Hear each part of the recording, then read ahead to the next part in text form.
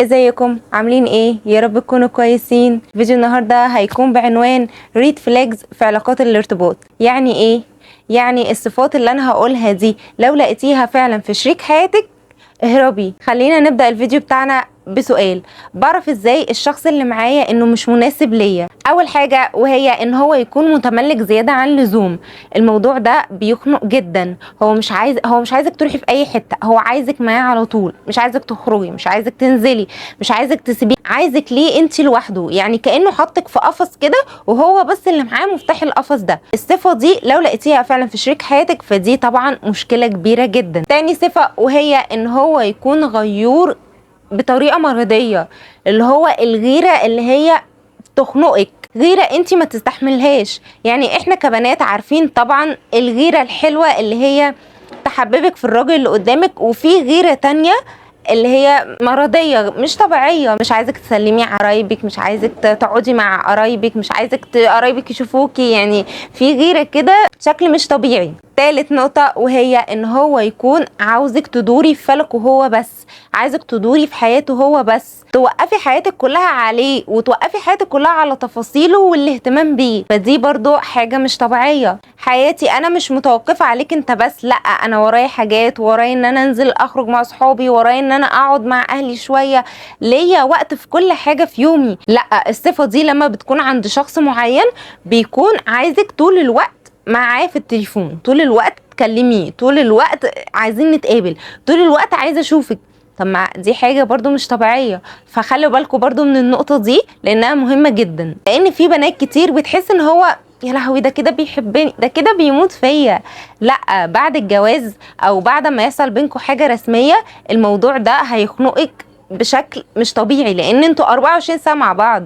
فانت عايزه تفلفصي، مش هينفع. فخلوا بالكم جدا من النقطه دي. رابع نقطه وهي ان هو يكون مش عاوزك تتقدم في اي حاجه في حياتك. لو فرضا نجحت او حاولت تثبت نفسك دايما تلاقيه بيستهين بيك وبقدراتك، ويستهين بالحاجه اللي انت عملتها او بالشغل اللي انت عملته او بالحاجه اللي انت عملتها، وحاسس ان انت حققت نفسك، او باي انجاز صغير انت عملته تلاقيه بيستهين بيه وبيقلل دايما منه، وتحس ان هو بيهينك كده في وسط الكلام بس بهزار، ولما تيجي تاخد موقف يا عم انا بهزر. دايما يكون عنده نقد لاذع مستمر ليك، اللي هو انت عملت حاجه بسطاك انت شخصيا او عملت انجاز صغير انت مبسوط بيه، تلاقيه بينتقدك في شكلك بقى، في لبسك، في الحاجه اللي انت عملتها. هو انت فاكر ده انا لو عملتها اعملها بصابع رجلي الصغير؟ فالموضوع ده برضو مهم جدا ان انتوا تاخدوا بالكم منه. احنا عايزين حد يسقف لنا على اي انجاز صغير احنا بنعمله. النقطه رقم 5 وهي لو انت مع الشخص البخيل او الشخص اللي عينه زايغه طول الوقت، او انه هو مثلا مش شايفك ان انت حاجه مهمه. هو انت حاجه مهمه بالنسبه ليه بس انت مركون عرف في ناس اهم منك،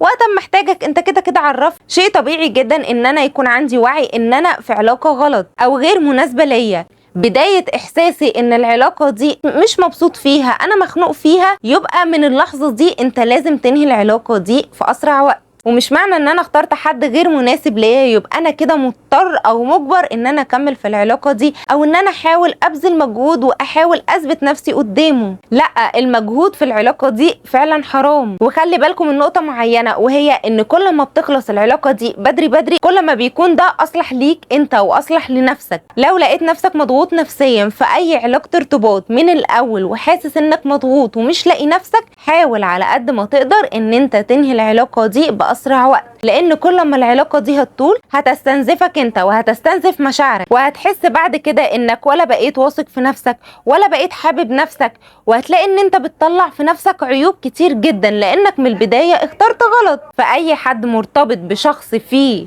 صفة من الصفات دي أرجوكم انهي العلاقة دي بسرعة.